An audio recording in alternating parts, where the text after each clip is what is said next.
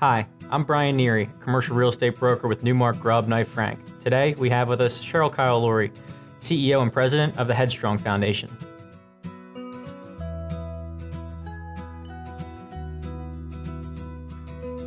Well, Nick Colleluori happens to be my third child, my third son, and he is the founder of the Headstrong Foundation. While he was affected with cancer, just 19 years of age, spending a great deal of time in the hospital, he recognized a lack of available resources for families, an organization that would be involved hands-on with patients directly.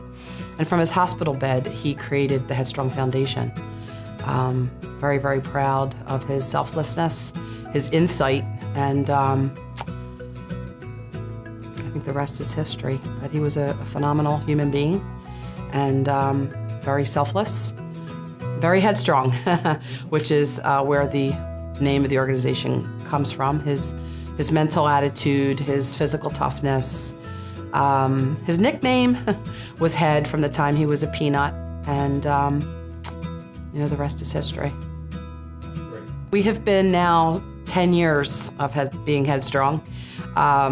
It's hard to believe that Nick has been gone from our lives for 10 years. And when Headstrong originally developed, we weren't sure where it would lead. But the promise that I made to my child that other people would benefit from his life has really turned into my passion and a way to stay connected to Nick, to keep that promise.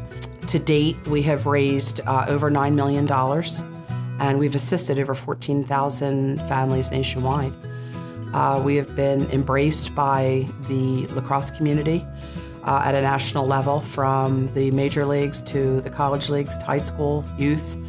And Nick really saw an opportunity for young people and athletes to embrace a cause. And he said, it's just not good enough to be a good lacrosse player or a good athlete. You need to be a good citizen first.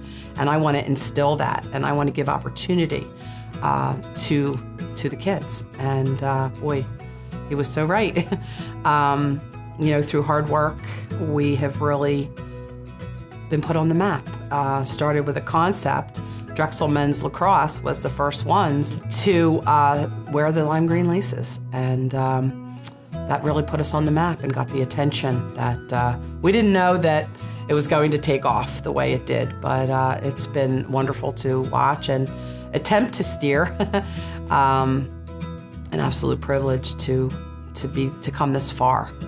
From his hospital bed, as I mentioned, Nicholas developed the floor plan, if you will, of the Headstrong Foundation, the short-term goals, the long-term goals. And some of those goals involved his own recovery and to be back on that playing field that he just missed so much. And, the goals were to be able to, from his own experience, to be able to provide financial assistance to families, to be able to provide emotional support to families, and to really provide that normalcy that is taken when there is a cancer diagnosis.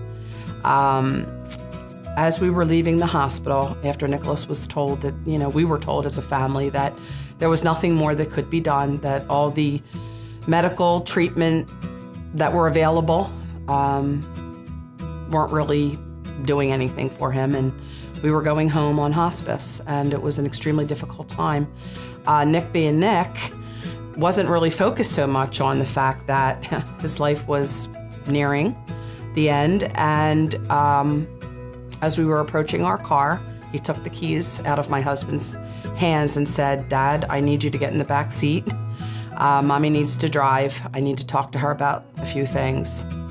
We got in the car, and as weak as he was, very confident and determination in his voice, said to me, "I need you to promise me 3 things. The first thing would be that other people would benefit from his life, and that I would continue with the work that he had started. The second thing was that he wanted to be cremated and buried.